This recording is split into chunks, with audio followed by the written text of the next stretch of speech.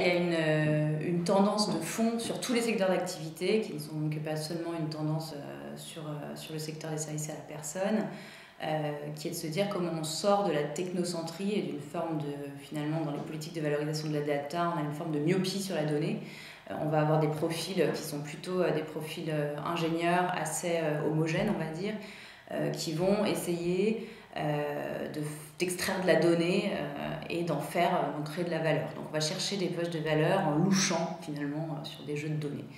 On peut se demander si c'est la bonne approche. Notre conviction ici, chez 5x5, c'est que ce n'est pas la bonne approche.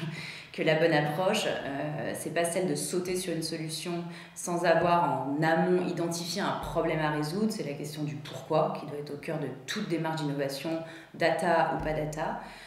Et du coup, ce que nous, on essaye de faire, c'est de remonter à ce fameux pourquoi pour aller chercher des cas d'usage, des besoins sur le marché qui ne sont pas comblés aujourd'hui et des segments d'utilisateurs qu'on va adresser. Donc finalement, c'est une approche utilisateur et c'est comment venir finalement créer une alliance entre des profils techniques qui vont pouvoir auditer les données, donc avec lesquels nous on travaille très très régulièrement, et puis des profils plutôt marketing, d'approche client, expérience client, qui vont pouvoir aller chercher les cas d'usage et trouver le fameux pourquoi avant de chercher le comment.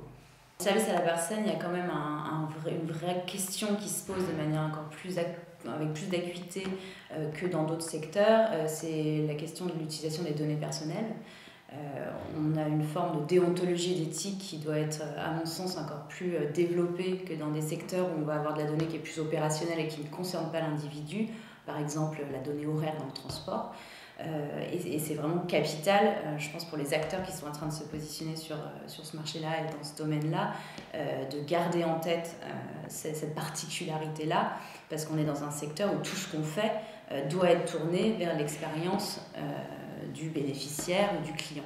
Et si on perd de vue cette partie-là et qu'on commence à être dans une question de revente de données personnelles, de fichiers, sur ce type de pratique-là, on voit bien qu'on perd en ligne de mire la finalité de ce qu'on est en train de faire.